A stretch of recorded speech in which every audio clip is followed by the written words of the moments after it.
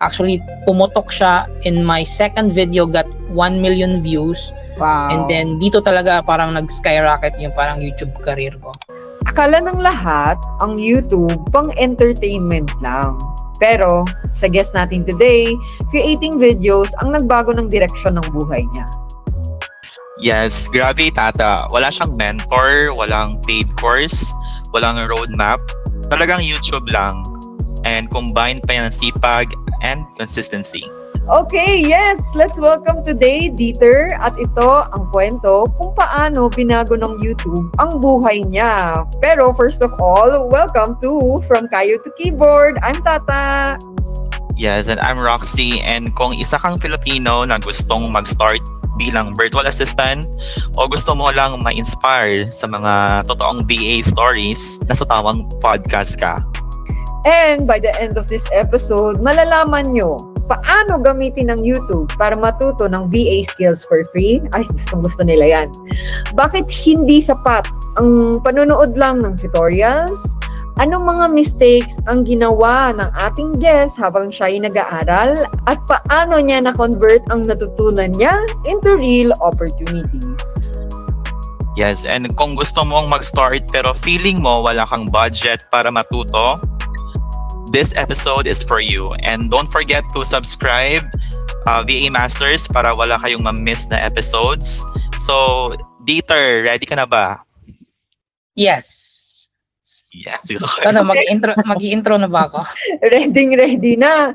Ito, bago natin pag-usapan yung YouTube, gusto syempre ka namin makilala. Sino ba si Dieter before siya naging VA, before naging YouTube star? Gamer, mahilig din ako sa music, I'm a drummer. Art, nagdo-drawing din ako. And I also do theater. Theater? And, nagdi-theater ako. Nung high school pa. Like acting? Acting, yes. Oh! Ano yung mga Stage. mga rules mo sa mga theater before? Kadalasan mga kontrabida. Uy! I also played Serizal. Kontrabida sa yung pinakamalaking namin is yung nag-Captain Barbell kami na iba't ibang school yung nanonood. So, ako yung kontrabida sa Captain Barbell. Hindi ko na alam kung anong pangalan. Nakalimutan ko. Basta kontrabida ako sa Captain. And I also do sa theater kasi namin nagda-dub kami like live. So, yung acting, yung nag-a-act sa stage, walang siyang sinasabi talaga. Walang mic. So, nagda-dub kami. Dubber din ako. Nagda-dub din ako. Parang voice talent. Something like that. So, like may nagsasalita tapos ikaw yung... Ako yung nagda-dub live. Sa baba, sa stage, mayroong sinasabi nila, nag-ano lang yung bibig nila, bumubuka lang, pero ako yung nagsasalita talaga. Something like that. Galing. Pero si Rizal yun, yung role mo yun na yan. No, ako yung Rizal mismo. May lapel na kami nun. But we also did like dub. Nice, talented. Talented pala to si Dieter eh. Like before YouTube, marami na pala siyang na... Into art, yeah. Yeah, along the way. Pero Dieter, do you still remember yung pinakaunang YouTube video na nag-inspire sa'yo gumawa ng video din? So it's actually after ko mag-graduate ng high school. So back then, actually, di ko pa alam ano yung YouTube. Facebook lang ako. So nung nag-graduate ako sa high school, niregaluhan ako ng aking tita ng isang laptop. Mamurahin lang na laptop. So after that, nahilig ako sa games, video games, or PC games. So mahilig ako maglaro ng mga MMO, yung mga may community sa game. So, yeah, something like that. So, nahilig ako sa ganyan. So, there's this one game, actually, pambata siya na game. Yung pangalan ng game is Growtopia. Parang Minecraft siya, but meron siyang community. So, malalaro mo siya sa mobile, sa PC. So, nahook ako sa game na yon. Yung cousin ko yung nag-introduce sa akin. So, naglaro ako ng game na yon. Sa laptop ko na mumurahin lang. Kasi, yung laptop ko, di niya kaya yung mga heavier games. Yung mga pang mobile games lang. So, yun lang yung nalalaro ko sa laptop na yon. So, nahilig ako sa game na yon, and then sa game may nakilala ako na isa siyang YouTuber. So, dati di ko pa alam ano yung YouTuber, ano yan. So, siya yung nag-introduce sa akin kasi isa siyang YouTuber. Marami siyang actually subscribers so back then. And then inintroduce niya ako, lumabas ako sa video niya. So, parang wow, may nagko-comment, nababasa ako na sikat na ba ako? Mga ganun. So, yun, siya yung nag-introduce sa akin. And then, gumawa din ako ng sarili kong account kasi naano ko sa kanya kasi marami siyang fans sa community, sa game. Sa game, marami siyang parang fan doon. Like, kasi parang community kasi siya, mga tunay na tao yung nakikipag-chat sa'yo. And then sikat siya sa game na yon. So parang, okay, gusto ko rin maging sikat sa game. So, gumawa ako ng YouTube ko noon.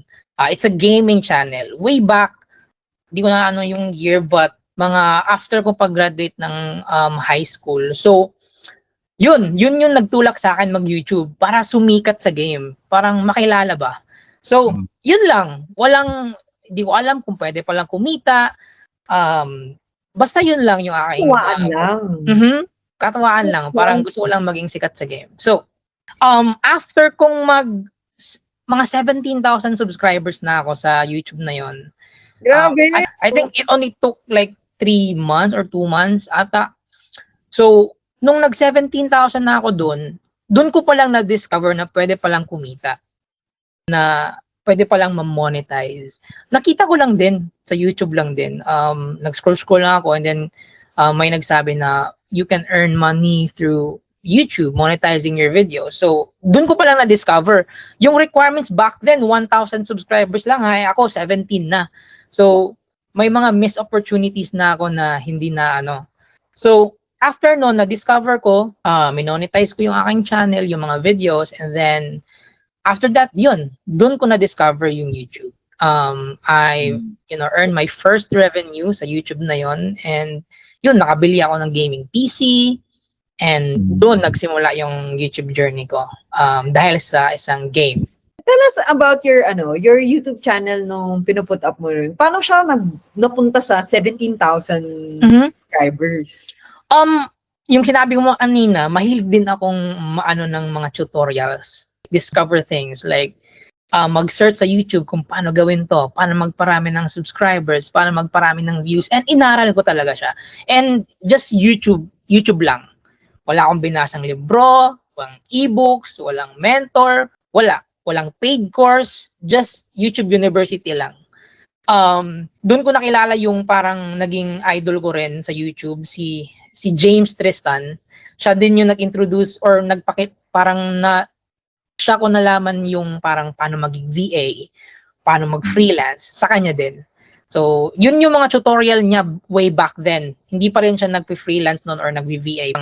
Parang YouTube lang din. So, doon ko din naaral yung Content niya lang. YouTube. Content lang. Paano magpadami ng views.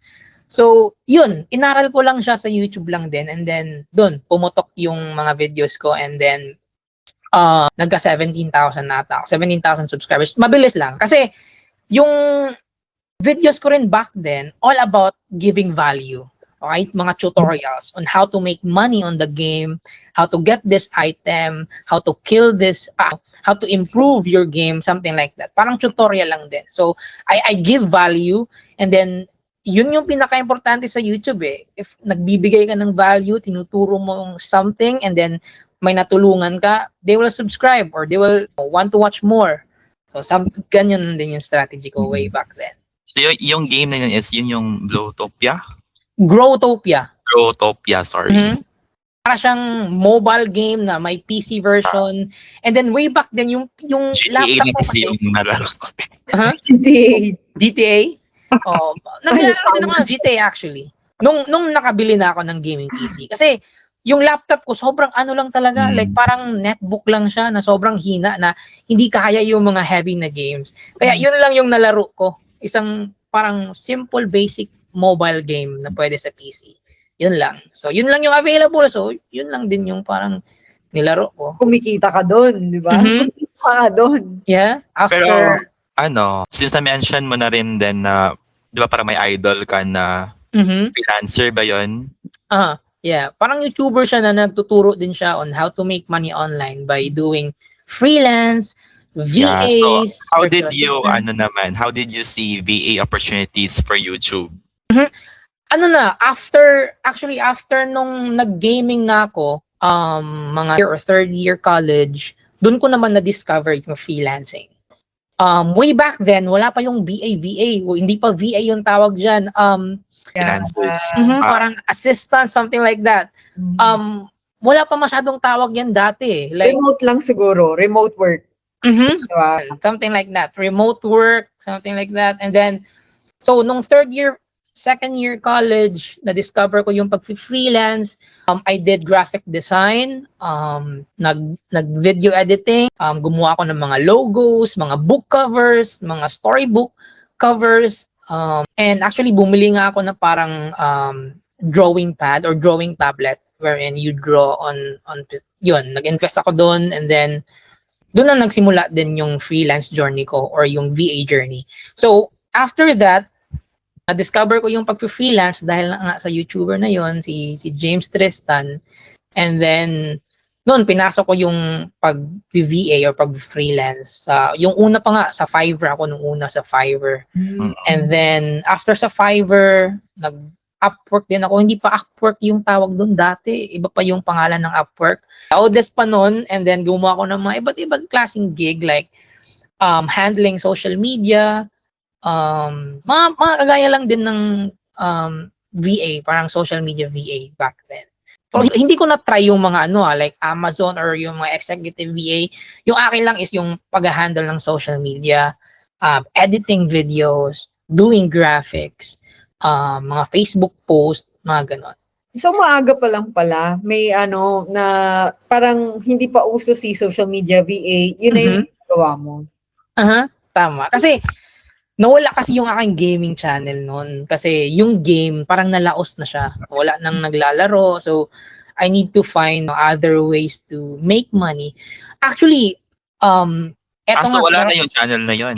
Oh, actually, nawala na siya. Dinilit ko na siya. Sayang. Yun nga, walang mga memories. Dinilit ko na siya kasi nalaos yung game. And then, yun, naghanap ako ng ibang pagkakitaan online. Actually, dati, isa ako sa mga I think isa ako sa mga, mga pioneer something ng kasi parang weird pa dati na parang hindi pa sila naniniwala na you make that money online or sa internet mo kinita yung pera na yan. Hindi mo alam kung paano siya kunin. Yung first time ko na-discover yung PayPal, hindi ko alam paano siya kasi pa ako noon around 16, 17 ata, and then hindi ako makano ng bank account. So, ang nagtiwala lang talaga sa akin, hindi ko makakalimutan is yung na East West na bank. Yan yung kasi matagal na na ang pera ko nasa nasa PayPal, and then nagmamakawan ako sa ibang bank, sa BDO, please tulungan niyo ako paano ko makukuha to. So, yung East West, sila yung parang may advance na okay, ganito yan, ganito mo i-connect. So, yung East West yung tumulong sa akin paano makuha yung pera, and then yun, nakuha ko yung pera ko sa freelance. And sa sa YouTube, nung nakuha ko yung pera ko sa YouTube, back then, kasi sabi nila, kukunin sa Western Union naman. So, nung kinuha ko yung pera ko dun, yung mga teller, ayaw pa maniwala sa akin kasi yung doon, Google yung nakalagay. Yung company na Google, yung parang sender. Sabi nila, nagtatrabaho ka ba sa Google? Sa bata mong yan, nagtatrabaho ka sa Google? O hindi. AdSense. Sa AdSense. Kasi way back, wala pa silang alam yung AdSense. Bakit may sweldo ka sa empleyado ka ba ng Google? Parang ganun, programmer ka ba or something? So, naghanap ako ng ibang mga branch na magtitiwala na, eto talaga, may pin naman ako Yun, kasi medyo totoy pa kasi ako noon. And then, maliit ako So, parang hindi sila naniwala na, kumikita ka ng di naman 6 digits. Parang, hindi naman. Military shirt off siya. Hindi naman. So, ayaw nila maniwala na legit. Oo, totoo. Hanggang sa nung nakuha ko na, yung parents ko nga, hindi din maniwala na kinita ko yun. Sabi nila, saan mo nakuha yan? Nang scam ka ba? Di, pera ko talaga to. Okay, so ano ba yung mga like unang skills na inaral mo gamit yung YouTube? Naalala mo ba yung first how-to mo? O ano, ang pinaka-importante sa YouTube nung ako dati, bata-bata pa ako, is video editing talaga. Nag-ano ako ng oras sa video editing, and then inaral ko talaga siya. So magaling ako mag-edit way back then. Pero nung tumagal na, parang na-realize ko na hindi pala basta editing lang. As long as you give value, then makakabuo ka ng community, may nagtitiwala sa'yo. Yun lang pala kasimple. Hindi pala kailangan like fancy editing. Nag-hire pa nga ako dati ng video editor. Pero yun, hindi pala kailangan talaga na. Basta maganda, yung video is understandable lang and you're good to go. Yun yung pinaka na ano ko din. Pero pinaka first skill ko is yung pag-edit ng video. Natutunan ko siya dahil sa YouTube. Yan kasi, di ba, Dieter, maraming mga tutorials din sa YouTube even before. Mhm. And konti lang din talaga yung mga nagiging successful. So, Parang sa part mo, since, yun nga, sabi mo kanina na hindi naman importante talaga yung editing, Mhm. ano yung ginawa mong kaiba na naging successful yung mga tutorials mo? Actually, mas nangibabaw yung mga tutorial way back sa mga gaming videos. Nangibabaw yung mga videos ko way back then because it's much raw. Parang ano siya, parang wala siya masyadong editing. Kasi yung ibang mga gamer way back then, sobrang bilis nila mag-edit. Like every 5 seconds, 3 seconds, may iba-iba. And then, yun, parang naghanap siguro ng ibang flavor yung mga gamer na parang gusto nila chill lang na tutorial. So, doon ako pumasok. Parang less yung editing ko, more on kung paano talaga gawin yung proseso ng game. Parang ganun. So, mas understandable siya and mas raw. Mas nagustuhan nila yun. Mas direct yung sa'yo. Oo, ganun. And then, nakabasa ko ng comment na mas okay itong ganitong tutorial kasi kung beginner, yung perspective is beginner, madali lang nilang makuha. Kasi raw siya. Parang masyadong editing. So, yun. Yung parang naging edge ko dati. And actually, after pala nung nag-gaming ako and then nawala and then nag-freelance, after that, ito pala yung pinaka-biggest ano ko pala, yung sa YouTube. After ng freelance, nag-freelance ako and then nag-graduate ako ng college. Actually, nag-empleyado pa ako before ako nag-focus talaga sa YouTube. Wherein ito na, dito na pumasok yung may Katawa Family na channel na may 400,000 subscribers. Actually, pumutok siya in my second video, got 1 million views. Wow. And then, dito talaga parang nag-skyrocket yung parang YouTube career ko. So, yun yung moment mo ng I've made it talaga. Yun ba yung parang, nung may video kang 1 million, Mhm. yun na yung moment na na-feel mo bang marunong na pala talaga ako? Or like Tama. sinabi mo, I made it, yun na yun. Mhm. Actually, yung trabaho ko, after ko mag-graduate, nagsinubukan, yung course ko kasi is IT. And then, sinubukan kong mag-graphic designer, like merong company, like pumupunta ako sa work, graphic designer, hindi na online. Office talaga. Office talaga. After that, nag-ano din ako, nag-web developer. Ay! And then, yeah, something like that. Pero ano lang, hindi man yung parang web talaga, like ikaw yung program, parang ano lang, web design, something like that. And after that, maliit yung sweldo kasi nag-call center ako. So, doon na pumasok yung parang struggle sa akin na ang hirap nito. That's before pagiging YouTuber mo. That's before pagiging YouTuber. Kasi isa din yan sa rason kung bakit nag-pursue ako sa YouTube. Kasi sobrang hirap pala. Akala ko dati na madali lang. Okay, marunong naman ako mag-English. So, sobrang hirap pala.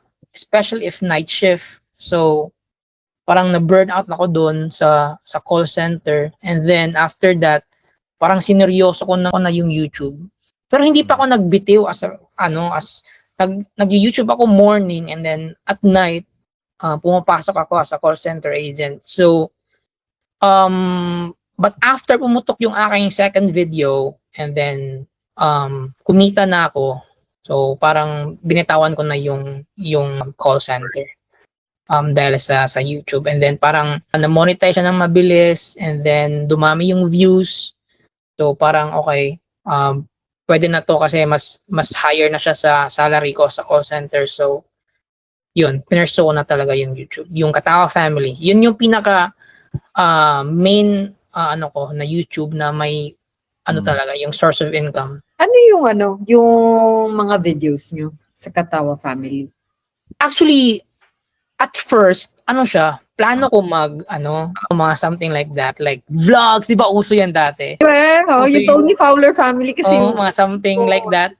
So, actually, hindi siya tutorial. Pang-vlog talaga siya. Pero kaso lang, yung una kong na-upload na video, imbis na vlog, kasi wala ka, di ba, pag vlog, boring naman kung nasa bahay lang. So, parang naisip ko na maggawa kaya ako try ko lang i-upload na tutorial na makakatulong sa iba. Parang yung natutunan ko dati yung sa gaming. So, nag-upload akong parang how to make thumbnail, something ata yun. Yun, paano gumawa ng thumbnail, yun. And then, nakakuha ko ng mga good response, ng comment. So, sinabi ko sarili ko, baka mas okay na mag-tutorial na lang din ako. Total, may experience naman ako sa YouTube, paano kumita sa YouTube, paano mag-freelance, okay? Paano kumita sa Fiverr, mga ganun, sa Odesk. Curious lang, Dieter, every release mo ng mga tutorial video, yung kita mo ba dyan is like after that day ba, or week, or month? Actually, makikita mo na kung ilan yung na-earn mo sa video, pero hindi mo pa siya makukuha after a month. So, May parang, requirements for monetization. Parang gano'n. O may requirement siya. Back then, 1,000 subscribers lang yung requirement. So, pag mayroon ka ng 1,000, you're good to go. Ngayon, may Watch hours lang ba ngayon? may watch hours na. 4,000 and 1,000. 1,000 is 4,000 watch hours. So, mas na konti ngayon. Back then, sobrang dali lang. So, yun. Kumita ko sa YouTube. Yun yung nagsimula. After ng tutorial, may mga natuwa kasi. So, nag-upload ulit ako ng tutorial on how to make money on YouTube. Parang ganun. How to make money on YouTube without, showing your face. Kasi yun yung ginagawa ko dati sa gaming ko. Hindi ko naman pinapakita mukha ko nun eh. Boses lang. So, parang na-curious yung mga tao na, pwede kang kumita kahit di mo ipakita yung mukha mo sa YouTube. Kasi back then, uso kasi yung mga vlog na dapat ipakita mo yung mukha mo. Ikaw to, may personality, something. So, yun. Parang na-curious siguro yung mga tao kasi isa ako sa mga unang nag-upload ng mga ganong klaseng video. So, nagpumutok talaga siya. Then after that, na-monetize ka agad yung channel, and then yun, may revenue na. So, bumitaw na ako sa day job or sa trabaho ko. Alright. So, Dieter, sa YouTube, di ba, sobrang dami mong ganap sa YouTube. For sure, madami kang na-land na opportunities then after. So, how did you come up on creating portfolio na YouTube lang din yung naging teacher mo? Actually, wala akong parang professional portfolio na like website or something. Wala. Parang yung YouTube mismo ko lang or yung mga channels ko lang yung ipapakita ko. Kasi mostly, yung mga ina-applyan ko ng mga client is like YouTube manager or specialist or social media manager. Something like that. So, pag nag-a-apply ako, ang pinapakita ko lang is parang yung YouTube ko lang. Actually, may mga video akong sinesend sa mga client. Parang Loom video na, introducing myself wherein I my play button, I have this YouTube channel, I have multiple channels, ito yung pinakamalaki ko na channel, parang introducing lang. And then, I will send them links, yun lang yung portfolio ko. And then, sa editing, meron akong konting sa Drive, sa Google Drive, may konting mga editing ako doon. And then, yun lang. Wala akong parang website na portfolio. Nasashock nga yung mga kakilala ko na nag-VA na ganun, wala kang ganun. Anong ginagawa mo sa ano? Parang wala lang. Natural. Pero ang pinaka-goal ko talaga pag nag-a-apply ako or naghahanap ako ng client like sa online jobs is ma-interview lang. If I can go through interview, parang dun ko na lang siya kukunin, or parang I will do it through words and then screenshots, something like that. And kasi sa YouTube manager or sa mga social media manager, as long as you can show proof na may channel ka na solid, and you can get the job actually. Minsan pa nga, yung mga... Ano ba yung mga line of clients na Pumipila sa'yo. like into Hindi naman ba, medical ba? Like mga nila? Mga businessmen. Businessman. Na gusto nilang makakuha ng client through YouTube. Like for example, way back then, nag-message sa akin actually may mga client din na mag-message sa akin directly or nag-email na gusto nila magpatulong sa YouTube. Sana all yung client na yung lumalapit. Oo nga eh. Pero noon pa yun. nung kaputukan ng Katawa family, maraming sumasabog na video. May nag-message sa akin actually si Direk Lester Pimentel ng ABS-CBN. Nag-message sa akin, gusto niya magpatulong sa channel or sa YouTube. And then, yun, hindi ABS. Siya lang, yung parang personal brand lang niya. Kasi, sa YouTube kasi, uso yung personal brand. Wherein mga businessmen, gusto nilang mag-create ng personal brand sa YouTube. Kasi sa YouTube kasi, dun yung mga matatanda. Or yung mga mataas pa yung attention span. Sa Facebook kasi, sa TikTok, wala namang mga businessmen dyan or mga opportunities kasi dyan kung gusto lang pagpasikat or gusto mo ng mga brand sponsors, gusto mo ng, something brand. Okay? Pero yung mga owners, mga businessmen, sa YouTube sila. Kasi yung mga clients or yung mga business na nakukuha nila doon is, nandun yung mga old people or yung mga businessmen, doon tumatambay sa YouTube. So, yun, minessage niya ako, in-email niya ako na gusto niya magpatulong sa kanyang channel, si Direk Lester. So, I also, Direk Lester also become my client. I edit video for him. And after that, inintroduce niya rin ako sa ibang mga artista. So, nasubukan ko rin mag-edit kay Joe Biangs and other, artists. Okay. So, ang galing, no? Yung mga achievements mo talaga yung nagpaniwala sa'yo na kaya ko pala talaga maging VA, na yung katuwaan, naging journey mo na din. Actually, di nga alam back then actually na VA, virtual assistant na pala or social media manager na pala yung tawag. Parang lang back then, parang ako lang yung manage ng social media or parang ganon. Di ko actually alam kung VA ba yon or social media ba yon, something like that. But yeah, close to that.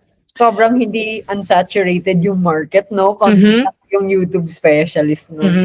Marami actually kasing VA. So, just, choose na a VA, VA type or ano bang tawag doon na mas magaling ka. Like for example, you have social media, find clients na gustong magpalaki ng social media.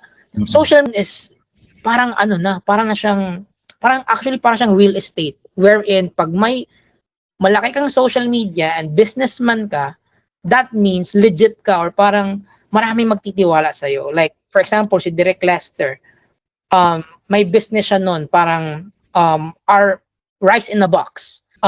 Sa kanya yon, and then gusto niya magpa-franchise. So paano ba malaman ng mga tao na legit yung business na to, ito yung kinikita niya, paano ba magta-trust yung mga franchisee sa business? Through social media, through YouTube, pinapakita na ito yung ginagawa namin. True. And you can trust us. Doon nakaka-ahead yung mga business pag ganon. So that's why marami ding naghahanap ng mga social media manager na paano palakihin. Pero para sa akin community building siya. Like you need to build like a community. Hindi like subscribers lang or views lang. Ano yun? Paano ka nag-build ng community? Magbigay ka lang ng value. Like anything like entertainment or educational man yan or magmo-motivate ka lang ng mga tao, as long as they can see value sa iyo na paulit-ulit nilang papanoorin kasi gusto nilang matuto sa iyo or na-entertain sila sa iyo or natutuwa sila sa iyo, or for example, you're a singer, magaling kang magkumanta, binabalik-balikan ka nila. Kasi yung technique ko rin dati is I need to build, hindi ako sa numbers na malaki yung subscribers ko. Parang to build like loyal fan base or loyal fans. Parang ganon. Para mas solid yung aking views, ang retention ko, mas malaki kasi yung mga tao nagsusubaybay talaga sa akin. Like yung personality ko or yung the way ako maggawa ng video. Parang ganon. Hindi lang siya numbers. So kapag nakabuo ka ng community, mas maraming opportunity actually. Like kagaya ni Direk Lester, siya nag-contact sa akin. May nag-contact din sa akin ng mga OFW na gusto nilang matuto paano mag-YouTube. Parang gumawa din ako ng parang group na wherein bayad sila sa akin monthly, like something like that. Okay, parang yung subscribers, subscribers. Parang community something. Yeah. So ay ganyan din ako. And nakakahalubilo ko ng ibang mga mga tao through YouTube. And then diyan na pumasok yung pagiging VA ko, tunan ko paano mag-manage ng, for example, TikTok, Facebook. Naging din ako, parang naging versatile din ako sa ibang social media. Ano naman, Dieter, kung babalikan mo yung version mo na kakapanood pa lang ng YouTube tutorials, ano yung sabihin mo sa kanya or sarili mo? Ano lang, patuloy, like manood ka pa ng mas maraming video. O parang, yun lang, patuloy ka pa ng paghanap ng mga video. Kasi ako dati, ako sa eskwela hindi ko gusto magbasa. Like, more on images and videos. Nahihirapan ako sa pagbabasa or practice using books. Mas visual kasi ako. So, imbes na magbasa ako, nanood na lang ako kasi mas madali ako matuto pag nanonood. Mas visual. So, yung parang dati pa nga, parang parang ako masyadong natutulog kasi na-addict na ako sa panonood ng mga tutorials about videos, freelancing. Dati na-hook din talaga ako sa YouTube. Lalo na sa YouTube algorithm way back then. Nag-upload nga ako every day, like 20-minute video every day dati. Sobrang hirap noon way back. So nag-upload ako every day hanggang sa natutunan ko talaga paano yung algorithm ng YouTube. So doon naman po yung trabaho ko as VA. So paano binago ni YouTube yung mindset mo? Parang naging siya, parang pwede ka palang matuto by just watching videos or for free. Like, parang nung college ako, sobrang hirap mag-study, pumasa sa mga exams and all of that. But after I graduated, yung pinakauna kong trabaho is graphic designer sa company. Yung sweldo ko sobrang lang, like parang pamasahe ko lang. Kulang pa yung pangkain ko, like 9,000 pesos yung first salary ko as a graphic designer. Grabe. And then, 2 rides pa ako jeep. So, parang, joke ba to? Yeah.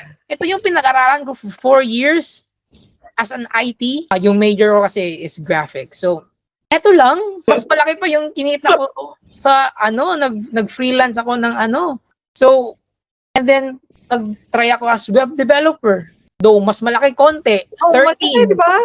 Ay, Hindi. grabe naman. Starting Kasi 13,000 pesos as Web a developer?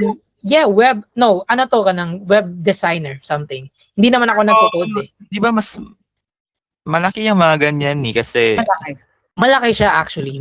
Tama naman. Malaki siya. But, starting pa ako nasa rookie package pa ako noon. And then, yung company is hindi ko na banggitin. Parang nag-aano siya ng mga beginners na gustong matuto. And then yun lang, starting salary. So ako, grab na ako kasi fresh graduate ako noon That's the reason why I became a call center. Kasi sa baba ng aming company as a web designer, nandun yung TP. And then, nandun yung TP. And then, yung mga kasamahan ko doon sa web design, nandun na sa TP. So, bakit nandyan kayo, guys? So, mas malaki sweldo dito na tayo. So, nag-apply ako, tanggap naman. So, iniwan ko na yung ano. And doon na pumasok yung, ang hirap pala. Sa first two companies is morning or regular day, no, ano. Nung nag-call center ako, night shift. And nahirapan ako sa night shift kasi though, kung matagal ako matulog or parang night owl ako something. But, iba kasi pag may ginagawa ka na parang hindi mo gusto parang makakatulog ka. Especially if, okay lang if nanonood ako ng YouTube or natututo ako ng YouTube, nag-edit, hindi ako makakatulog nun. But, iba kasi yung trabaho din ng call center. Believe din ako sa mga call center actually kasi sobrang hirap pala. Parang sabi nila, paupo-upo ka lang, but sobrang hirap pala, stressful. Ang dami mong kailangan pag-aralan. Oo. And yung account ko pa is healthcare. Oh my Parang God. nag-ano ko ng mga medicine. Sobrang hirap pala nito. But, sinaga ko kasi yung sweldo is mas malaki-laki naman. So, naging SME pa ako. Muntik pa ako maging TL. Okay. Magti-TL na sana ako kaso sobrang dami kong absent. Basta marami na akong absent. Kasi, yun nga, nahihirapan nga ako. So, and then, eto na, pumasok na sa YouTube na, seryosohin ko na itong YouTube, kaya ako na dito. Sobrang hirap pala. So, yun. Doon na pumasok yung YouTube. Kung naman na-discover sa YouTube, Dieter, ano sa tingin mo ang career mo ngayon? Baka sa call center, baka 10 years, na ako.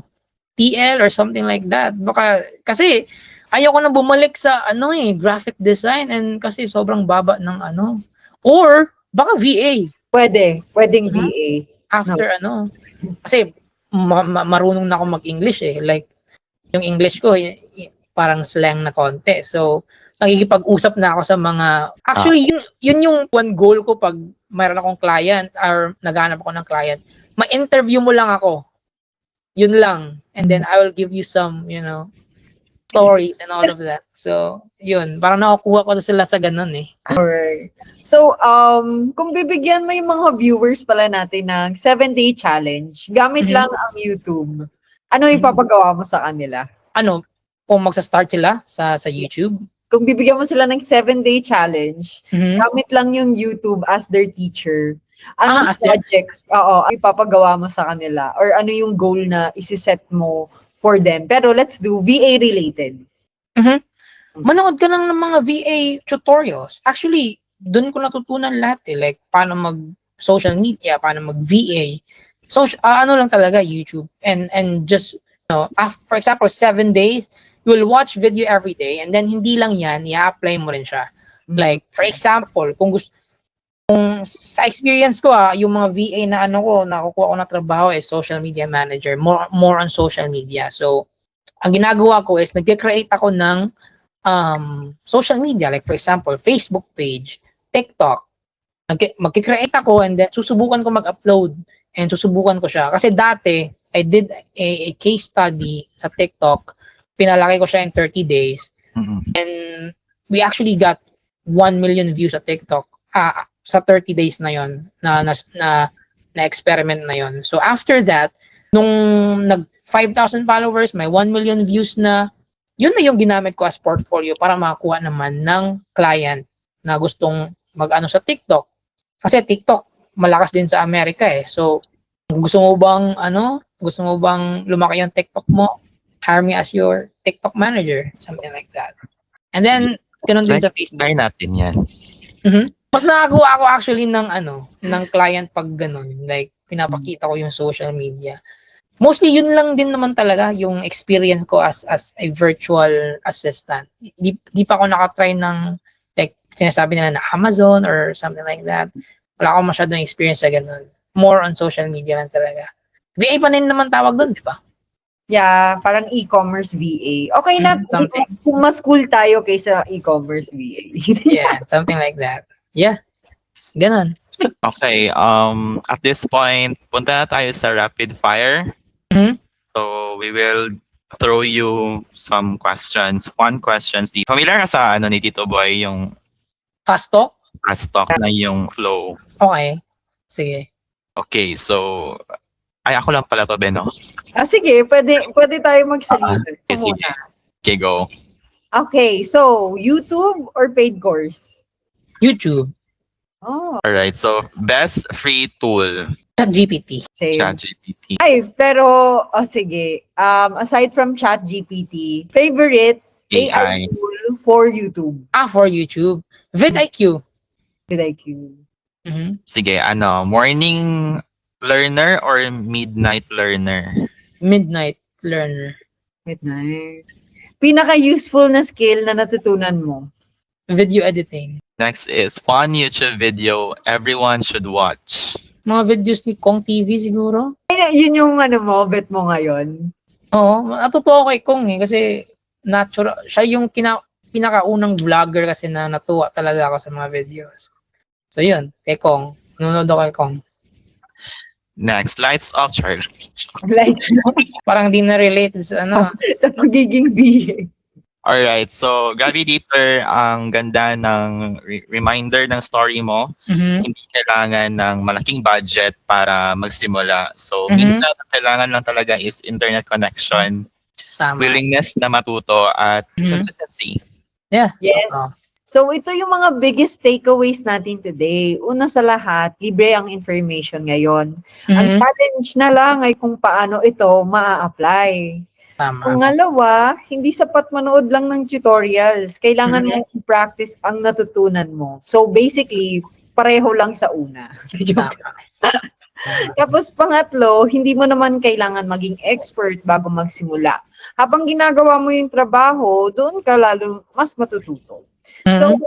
Dieter, bago tayo matapos, ano kaya yung gusto mong sabihin sa mga taong feeling nila na hindi sila makapagsimula dahil wala silang pambili ng course? Kagaya ko, di mo kailangan di mo kailangan bumili ng course or mag-enroll para maging VA kasi may YouTube naman. May mga videos sa TikTok meron na din, sa Facebook, and everything is free. Okay? Pwede kang manood ng mga tutorial, i-apply mo, and then that's it. Makakuha ka na ng client. It's all about minsan kasi yung problema din is yung confidence mo eh. Nanonood ka ng mga videos and you try to apply it, like nag-a-apply ka but you froze or kinakabahan ka pag nasa interview ka na, or parang wala kang confidence sa sarili mo na kaya mo ba to or kaya ko ba maging VA. It's all about confidence lang. I-practice mo rin siya. Bumilib ka rin sa sarili mo minsan. Okay? Kasi matutunan naman lahat eh. Kasi ako nagsimula, wala naman nagturo talaga sa akin eh. Kasi nanonood lang si James Tristan Lewis, di ko naman talaga kilala yun personally. Parang naging kakilala ko lang siya because I watched his videos. Sa daming video na ginawa niya and then napanood ko, parang magkakilala na talaga kami. Pero hindi sa life. So, everything is free now. The information, knowledge, just need to watch it, apply it, and be confident na kaya mo. Yes. Thank you, Dieter, sa napakagandang reminder na minsan yung opportunity is nasa harap na natin. Need lang talaga natin siyang gamitin. And guys, if this video or episode helped you, don't forget to subscribe to From Kayo to Keyboard. Yes, and kung meron kayong comment sa baba, gusto namin malaman kung ano ang YouTube skill yung gusto nyong matutunan ngayon taon. And then maybe Dieter can answer some of the few questions doon sa comment. Doon sa comment place. Doon sa comment home. Hindi ko alam kung anong tawag. Pero guys, thank you all for watching. My name is Tata. And I'm Roxy, and this is From Kayo to Keyboard. See you next episode. Dieter, say bye-bye to everyone. Bye guys. Bye.